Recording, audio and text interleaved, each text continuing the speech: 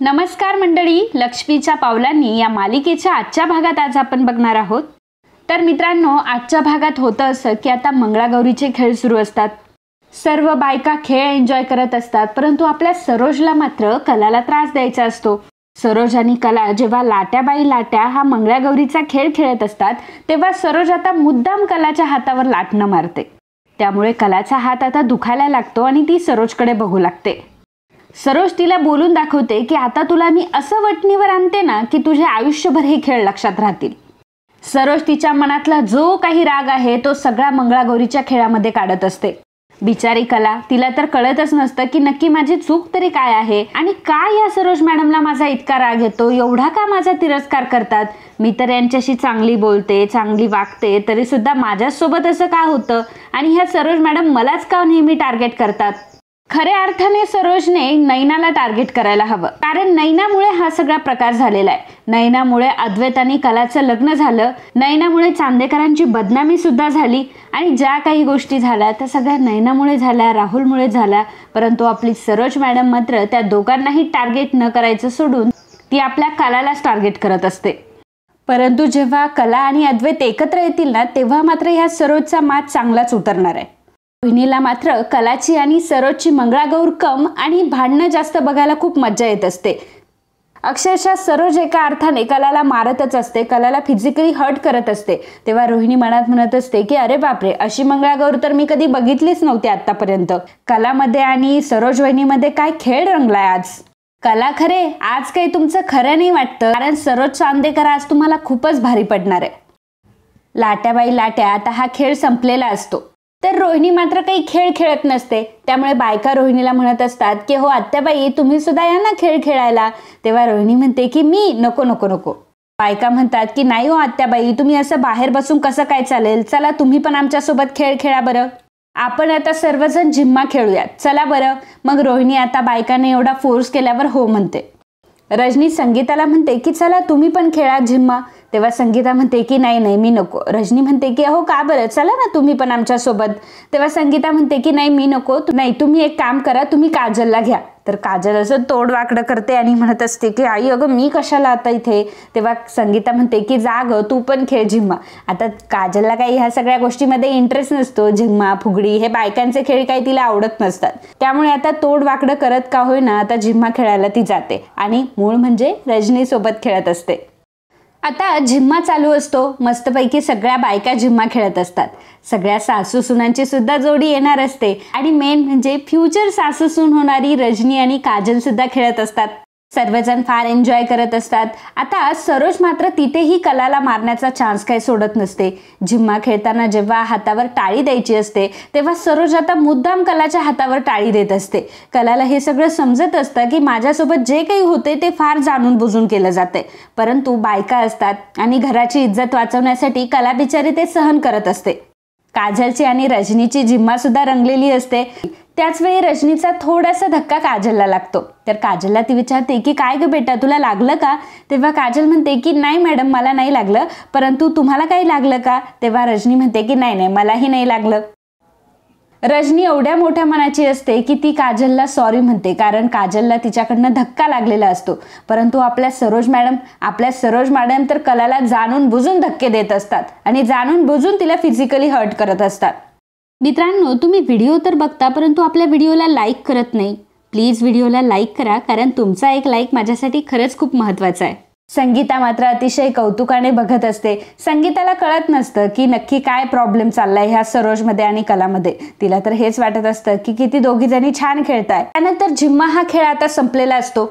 रोहिणी म्हणते की अरे आता तुम्ही पिंगा नाही खेळणार का, कारण रोहिणी मुद्दाम हे सगळं करत असते। रोहिणी आता मुद्दाम एका एका खेळाचे नाव काढत असते, कारण रोहिणीला पुढे कलाचा सरोजचा पिक्चर बघायला मिळणार असतो, संगीताचा सरोजचा पिक्चर बघायला मिळणार असतो। त्यामुळे रोहिणी मात्र फार एन्जॉय करत असते ह्या सगळ्या गोष्टी आणि मग ती बायकांना म्हणते की आता तुम्ही सर्वजण पिंगा खेळा ना। मग सर्व बायका आता पुन्हा रिंगणात येतात आणि पिंगा खेळायला सुरुवात करतात।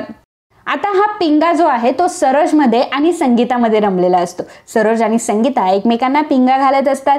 सरोज म्हणत असते की मुलगा माझा ग, जावई तुझा ग, राजबिंडा ग, पोरी पिंगा।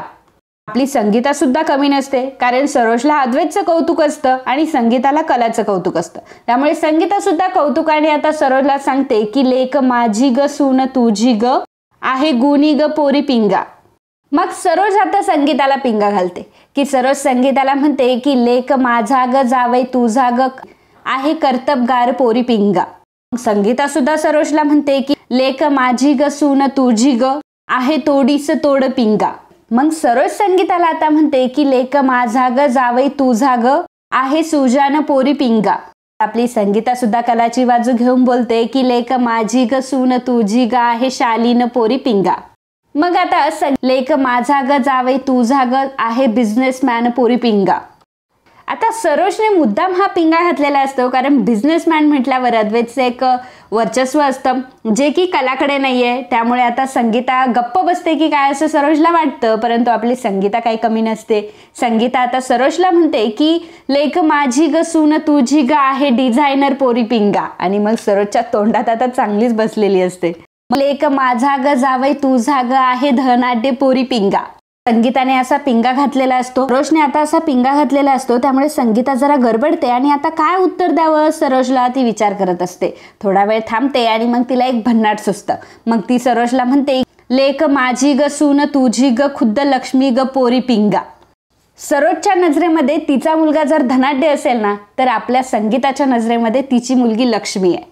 संगीतामध्ये आणि सरोजमध्ये तो मुकाबला चांगलाच रमलेला असतो. सरोजला असं वाटत असतं की मी संगीताला हरवेल आणि मी तिची बोलती बंद करून टाकेल, परंतु असं काही झालेलं नसतं. संगीताने सुद्धा तोडीस तोड सरोजला उत्तरं दिलेली असतात आणि कलाची बाजू तिने घेतलेली असते. कला जेव्हा तिच्या आईकडे बघत असते तेव्हा मात्र तिला सगळ्या गोष्टी आठवत असतात. कशा प्रकारे ह्या चांदेकरांनी तिला चहा वाटायला लावला, एवढंच नाही तर बाबांना पार्किंगचे कामं दिले. आणि मग ती विचार करत असते की आई मला माहिती आहे की तुझ्यासोबत कोणी कसंही वागलं, माझ्याकडनं तुला कितीही त्रास झाला, शेवटी तू माझी पाठ राखायची कधी सोडणार नाही.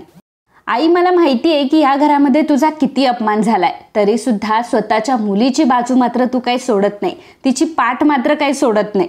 मला हेच कळत नाही की मी कुठल्या तोंडाने तुला सॉरी म्हणू. आता कलाला मात्र या गोष्टीबद्दल गिल्ट वाटत असतो, कारण कोणत्याही मुलीला वाटेल जर सासरच्या ठिकाणी तिच्या जर आईचा अपमान होत असेल तर कुठल्याही मुलीला वाईट तर वाटणारच, जे की कलाला वाटत असतं. पिंगा ग पोरी पिंगा. आता हा खेळ संपलेला असतो तर एक बाई आता कलाला म्हणते की कला आता तू एखादं छानसं नाव घे बरं. कला आता उखाणा घेते. कला म्हणते की खरेंच्या घरी वाढले संस्कार आणि चालीरीतींनी आणि चांदेकरांच्या घरी आले लक्ष्मीच्या पावलांनी. आता कलाने इतका छान उखाणा घेतलेला असतो की त्यामध्ये तिने सासरचा आणि माहेरचा दोन्ही गोष्टींचा छान समतोल राखलेला असतो. माहेर आणि सासर दोघंही इक्वल ठेवलेले असतात. तिच्या उखाण्यामध्ये तिने स्पष्टपणे सांगितलेलं असतं की खरेंच्या कुटुंबामधून मी जे संस्कार घेऊन आले त्याच संस्कारांमुळे मी लक्ष्मीच्या पावलांनी चांदेकरांच्या घरात आली आहे. जेव्हा सरोज हा उखाणा ऐकते तेव्हा तिला खूप राग येतो आणि कलाकडे ती रागाने बघत असते, परंतु आपली कला सुद्धा यावेळी कमी नसते आणि तीही सरोजच्या डोळ्यात डोळे घालून बघत असते. सर्व बायका अतिशय खुश झालेल्या असतात. कलाचा उखाणा सगळ्यांना खूप आवडलेला असतो आणि सर्वजण टाळ्या वाजवतात.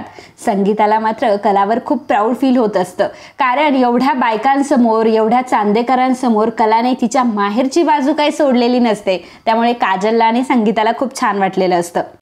सरोज मात्र रागाने कलाकडे बघत असते. रोहिणीला मात्र कलाकडे आणि सरोजकडे बघून खूप मजा येत असते आणि तिला वाटत असतं की नाही आता हे महायुद्ध लवकरच होणार आहे.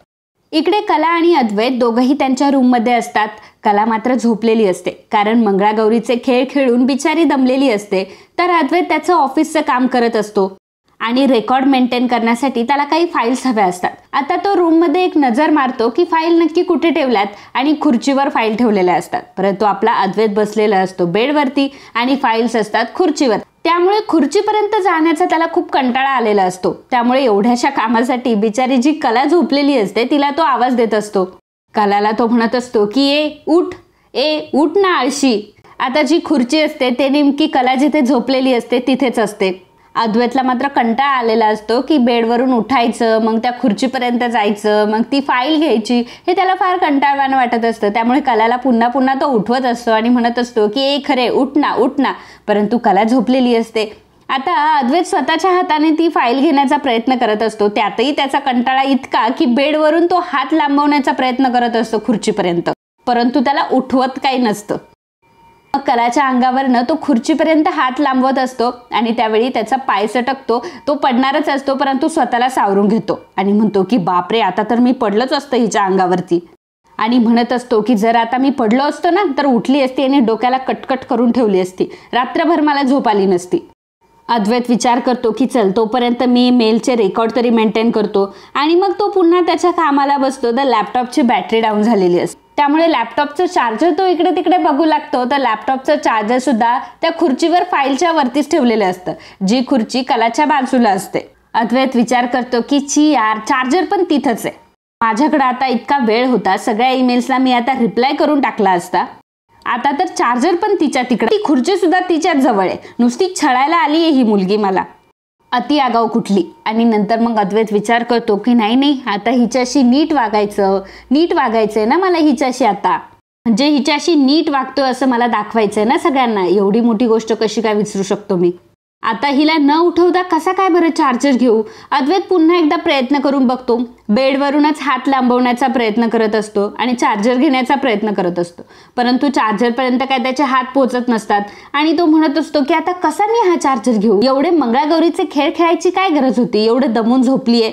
म्हणतो की बाकीच्या बायका त्यांना जेवढं झेपेल जमेल तेवढंच खेळल्या असतील, पण ही तर काय, ही तर जगा वेगळी आहे ना. हिला तर जास्त खेळ खेळायलाच हवे बाकीच्या बायकांना इम्प्रेस करायला. आणि नाही तेव्हा हिला एवढं खाटकूट केलं तरी जाग येते, परंतु आता मात्र कशी झोपलीये, एवढी जाग येत नाही हिला.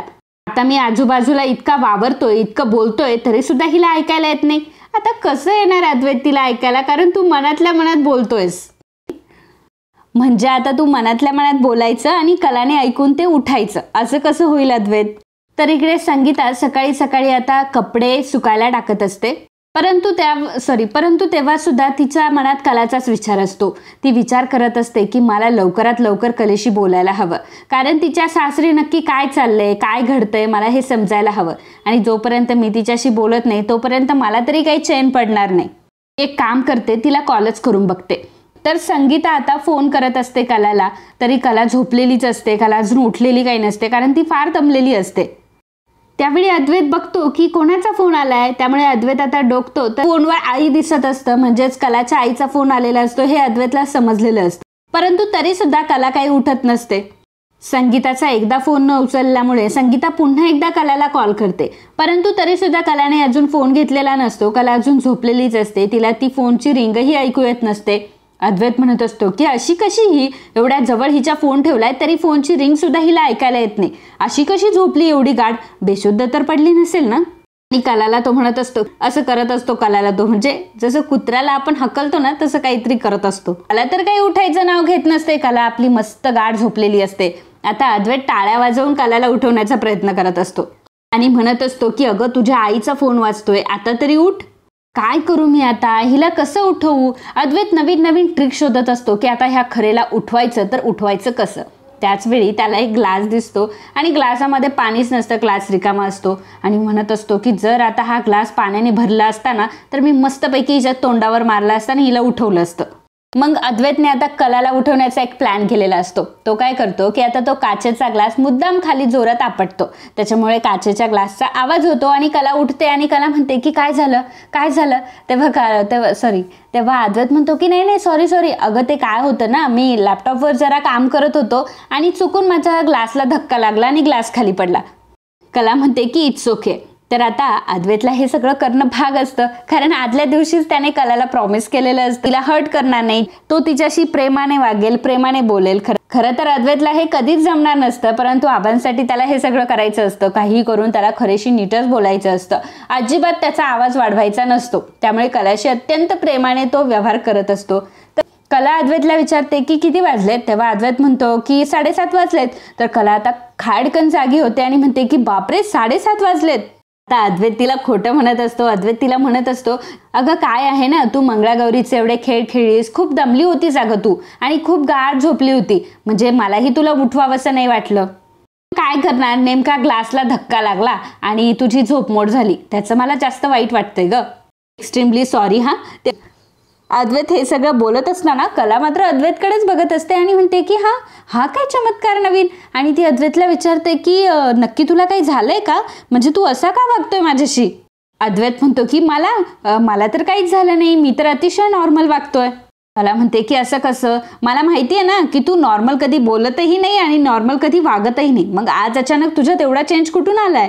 तुला माहिती ना एक गोष्ट, तू असं करत असतो म्हणून तर तुला मी आगाऊ म्हणते.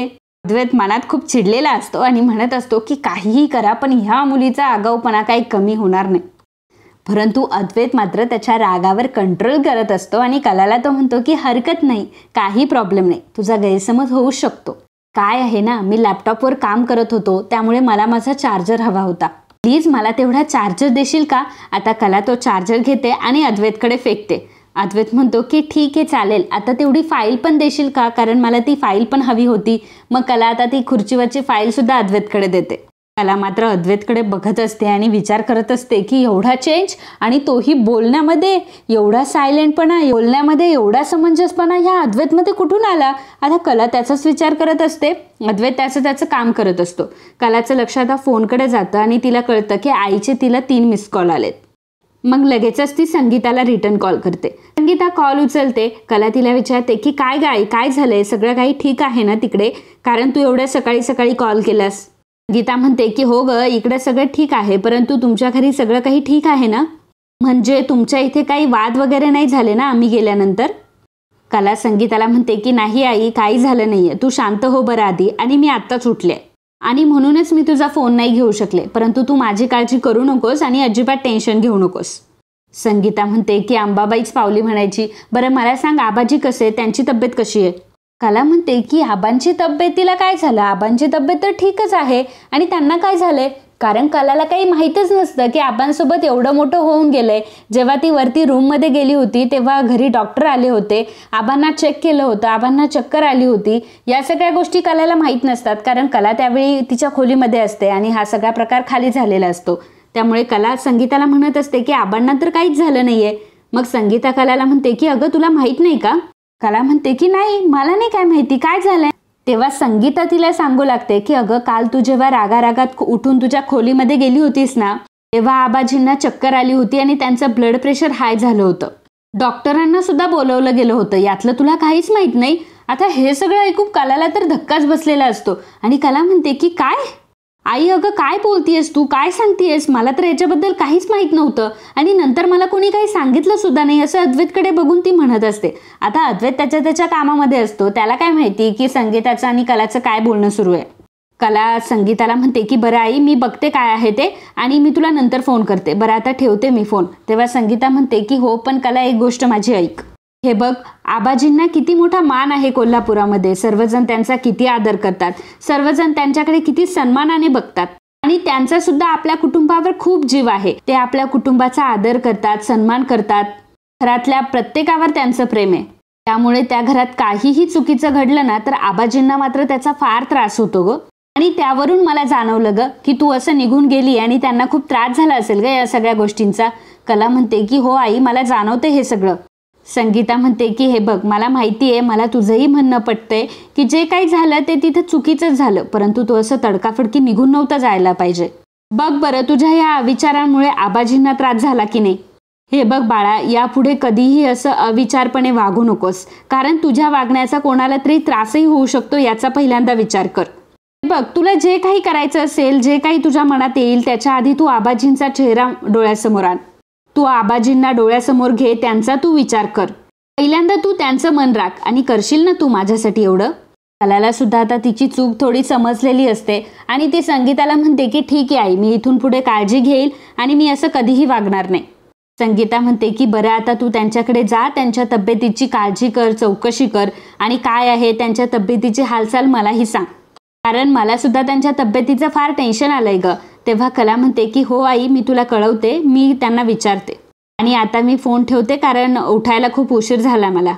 संगीता म्हणते की हो चालेल, मी ठेवते फोन, परंतु तू मला आठवणीने कॉल कर. तेव्हा कला म्हणते की ठीक आहे. कला आता फोन ठेवून देते. कला आता चिडलेली असते कारण कलाला अद्वैतने काहीही सांगितलेलं नसतं. घरात एवढा मोठा प्रकार होऊन गेलेला असतो, घरात आबांना एवढा त्रास झालेला असतो आणि तेही कला वरती गेल्यामुळे झालेला असतो. कलाला याबद्दल काहीच माहीत नसतं. आता ती अद्वैतला खूप चिडत असते आणि अद्वैतला म्हणते की चांदेकर, काल एवढं सगळं घरामध्ये होऊन गेलं आणि तुम्हाला काहीच सांगितलं नाही. आबांना चक्कर आली, आबांना भोवळ आली होती, डॉक्टर घरी आले होते, तुम्हाला काहीच बोलला नाहीस. अद्वैतला आता चिडूनच कलाला सांगायचं असतं, परंतु तो त्याच्यावर कंट्रोल करत असतो आणि प्रेमाने कलाला सांगत असतो, आता तूच नीट आठवण्याचा प्रयत्न कर बरं. काल मी तुझ्याशी बोलत होतो आणि मला सांग की काय दुनियाभरचं बोललो मी.